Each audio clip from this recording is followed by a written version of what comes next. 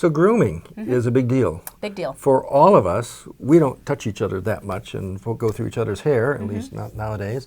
But the baboons sure do. How often do they groom? How long do they groom?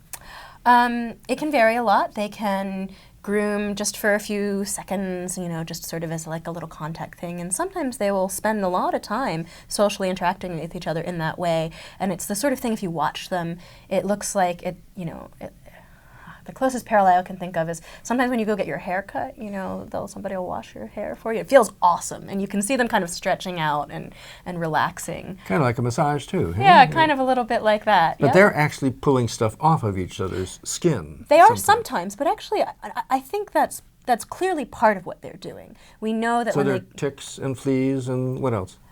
Ticks are a main one. We actually, when we dart them, we groom them too to see how many ticks they have. And they have enough so you can actually find them? Well, sometimes they're totally clean and sometimes they're not. And it turns out that is actually predicted by how much they're getting groomed. Wow. And is how much they're getting groomed predicted by what happens to them early in life? For females, it looks like there is some of that. Yeah, so females who were exposed to bad things early in life groom with other females less often.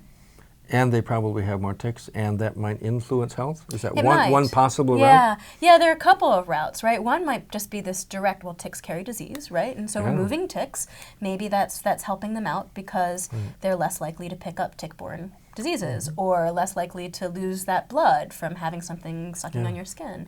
I suspect it's not just that. We think that grooming really helps solidify friendships. So it has other purposes, social ones as well. Yeah, that's right. If I groom you and you groom me, then we know that, you know, we have a relationship. Let's go for a drink after this, okay? Yeah, sure.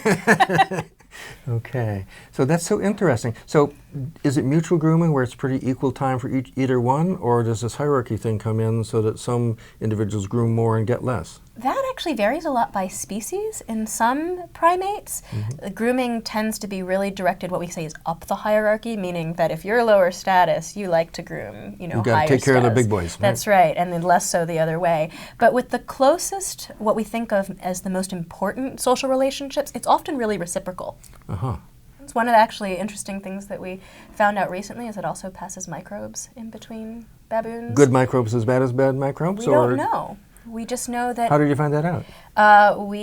One thing that I didn't mention that we collect a lot is fecal samples. We collect a lot of poop. We have freezers and freezers of poop. It'll all be useful, more and more useful as we can study it in new ways. My postdoc calls it, you know, gold. A treasure trove. How many years back does the poop collection go? Into the 90s easily. But just to give you an idea, one of the projects that we're working on now, which looks at gut microbiomes, the bacteria that live in our guts that we can measure through the poop, we are looking at about 20,000 samples. Wow. Yeah, from about 650 individuals. So you can actually trace the changes in the microbiome in the entire group over time if you want to. That's the idea, yeah. Oh, that's so fabulous. Yeah. And especially since we think that part of what they're doing is passing it back and forth to each other by these physical interactions.